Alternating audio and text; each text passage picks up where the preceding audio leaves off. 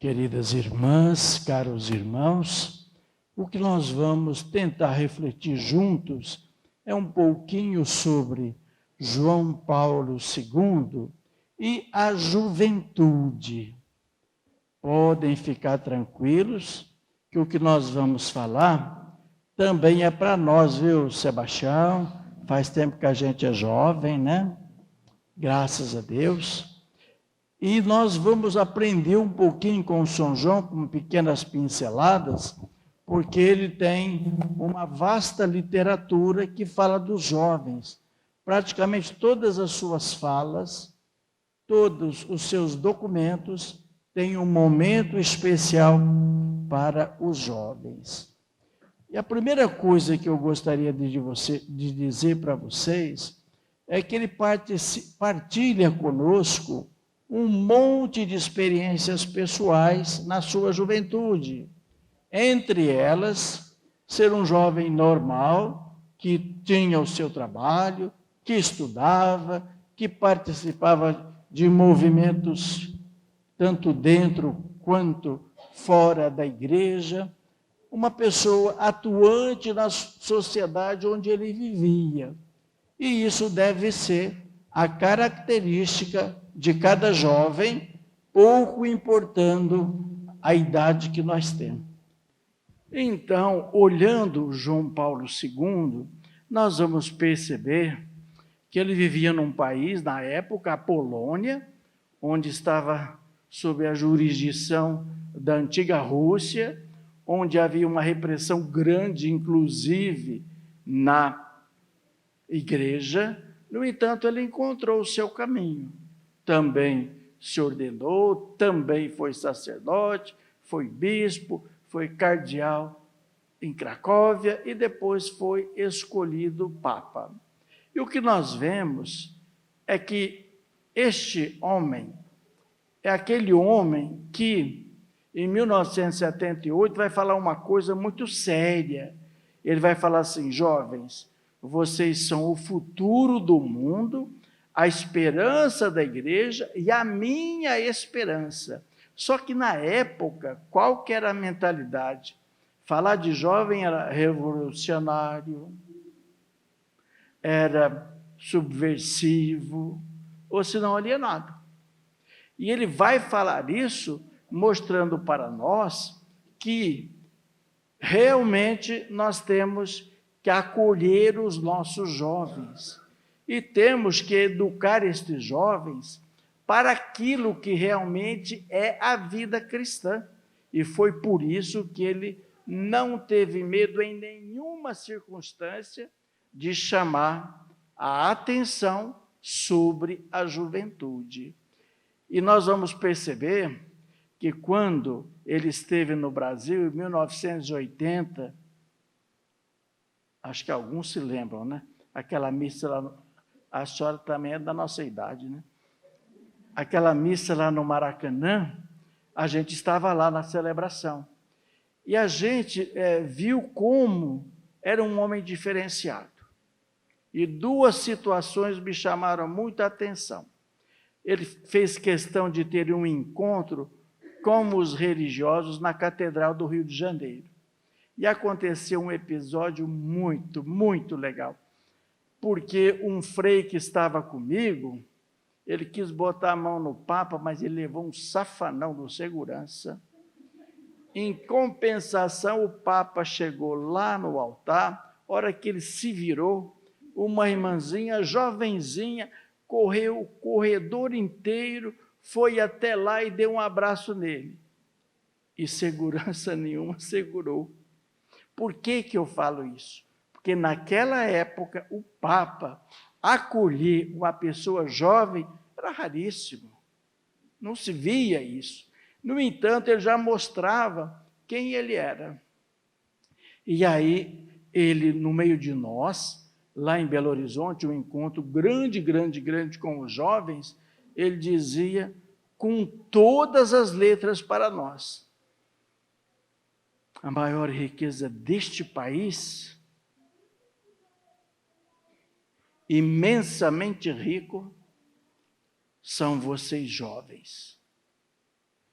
O futuro deste país emana de vocês. Por isso o país e a igreja olham para vocês com expectativa e esperança.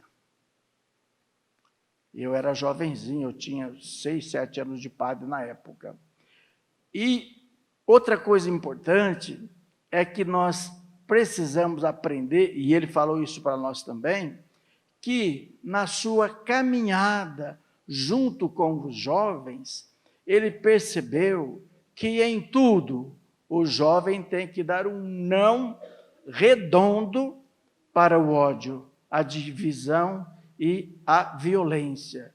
Mas nestas caminhadas todas que ele fez, como jovem, como sacerdote, como bispo, como cardeal, como papa, ele dizia assim: a reflexão e a oração vão nos levar a entender que olha bem, isso aqui é muito bom e atual para nós. Aprendi que só o amor aproxima o diferente e realiza a união na diversidade. Nós estamos precisando tanto disso, né? E nós estamos merecendo a campanha política com aquilo que os nossos candidatos têm falado, não. Nós não merecemos tanta baixaria, não. Temos que aprender com ele. E ele também é duro com os jovens. Vocês são responsáveis pela conservação dos valores verdadeiros que sempre honraram o povo brasileiro. Olha que responsabilidade. Vocês são responsáveis por conservar tudo isso. E aos jovens do Brasil, ele vai ser muito claro. O Papa quer muito bem a todos. Ele vai dizer no finalzinho do encontro, lá em Belo Horizonte. Mas ele vai dizer também, não vou esquecer de vocês jamais. E já levo muitas saudades de vocês. E outra coisa importante, ele vai ser duro com os jovens também.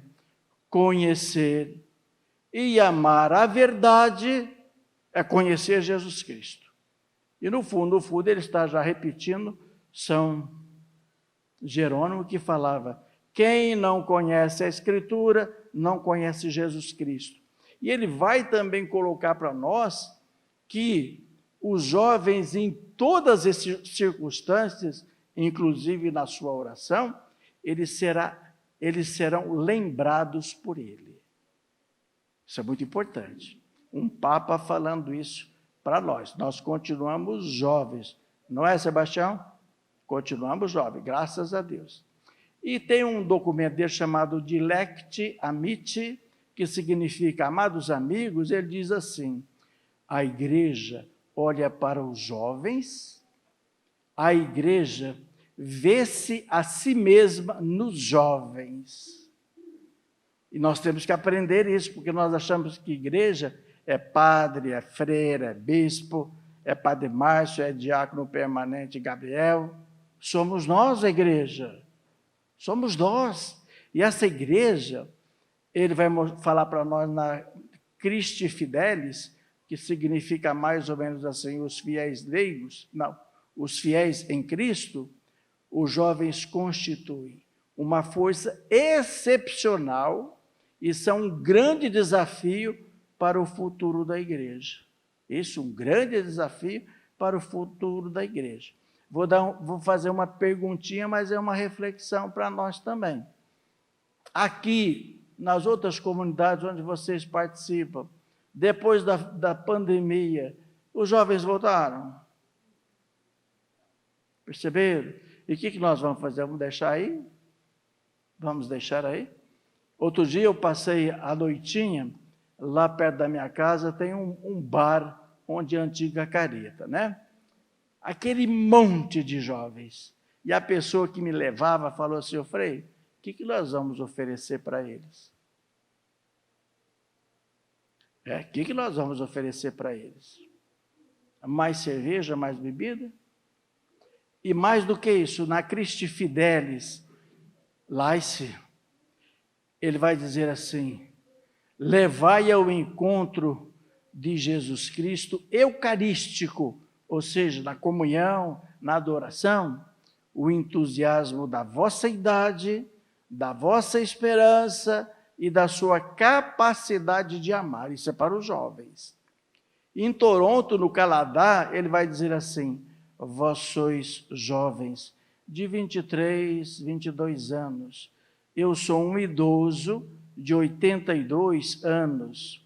No entanto, o Papa identifica-se com vocês plenamente, com vossas esperanças e vossas aspirações. E ele repete 2 vezes. Qual é a esperança? Que a juventude permaneça jovem de espírito. E ele fala isso 2 vezes para os jovens lá em Toronto, no Canadá.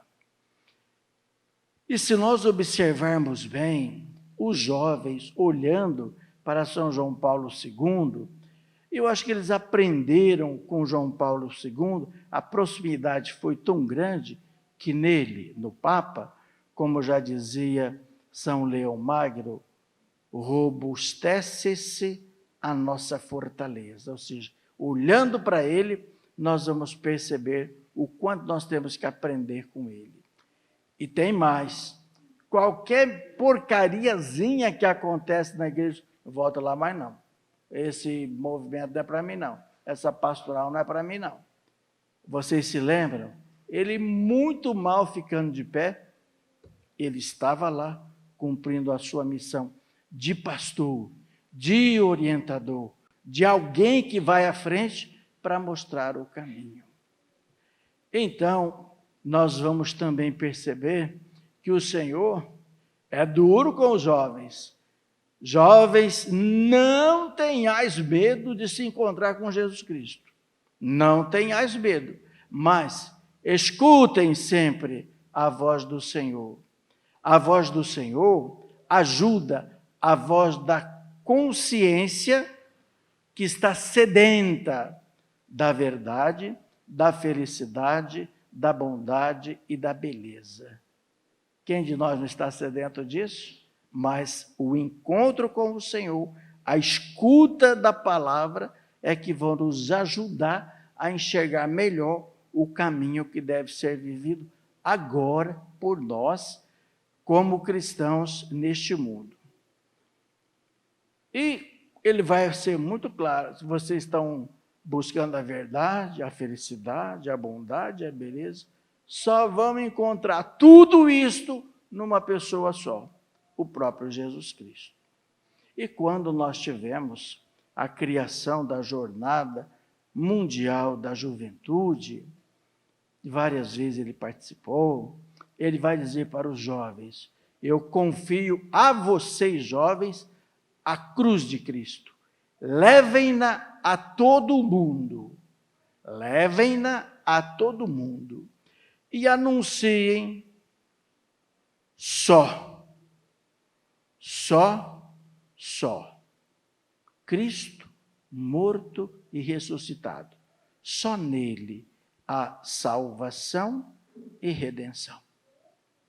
Só nele há salvação e redenção. E para terminar, ele sempre lembrava disso. Imitem a Maria. Isso, imitem a Maria. Diga ao Senhor um sim, sem medo de entregar-se a Ele. E termino agora com uma colocação meio chata, mas é bom colocar. Hoje, os agostinianos, celebramos uma santinha muito especial, chamada Madalena de Nagasaki. É uma santa agostiniana que morreu no século XVII, mártir lá no Japão.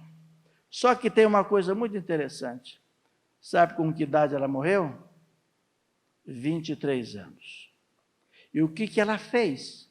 Simplesmente, ela foi a catequista de muita gente, porque os padres estavam sendo perseguidos.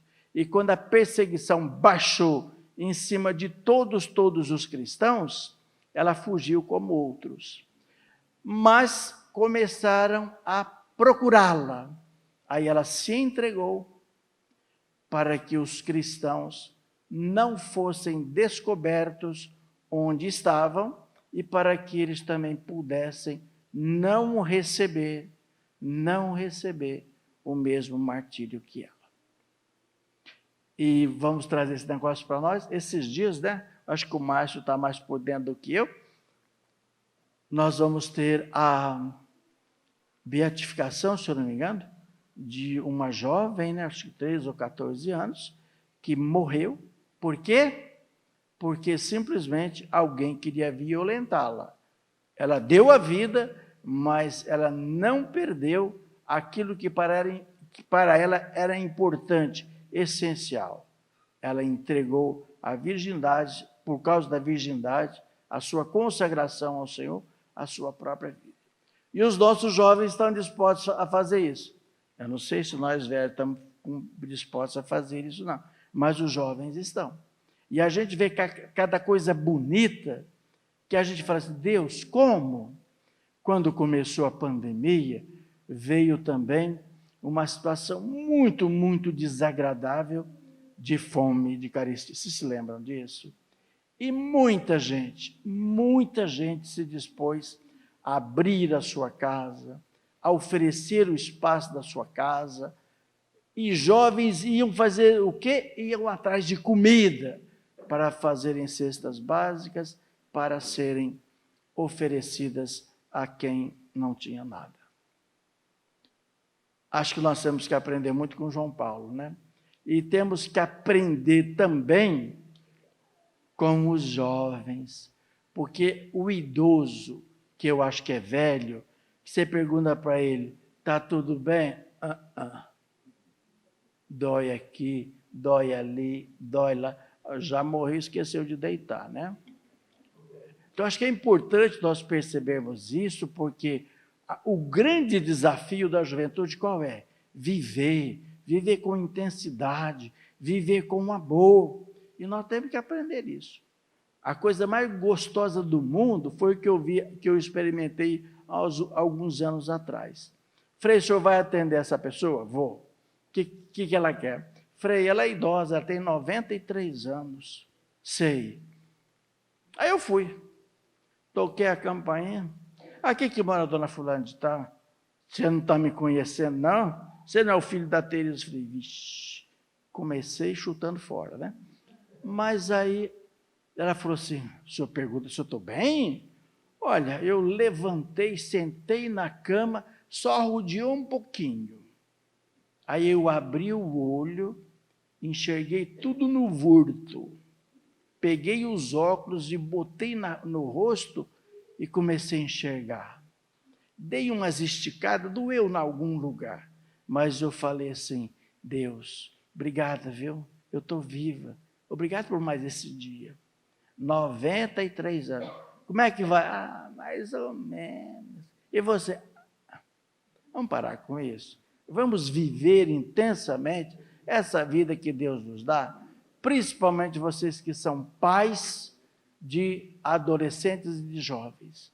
Porque se vocês começarem assim, os filhos de vocês vão viver assim. E eu posso garantir para vocês, nem para vocês, nem para ele, viver assim vai ser bom.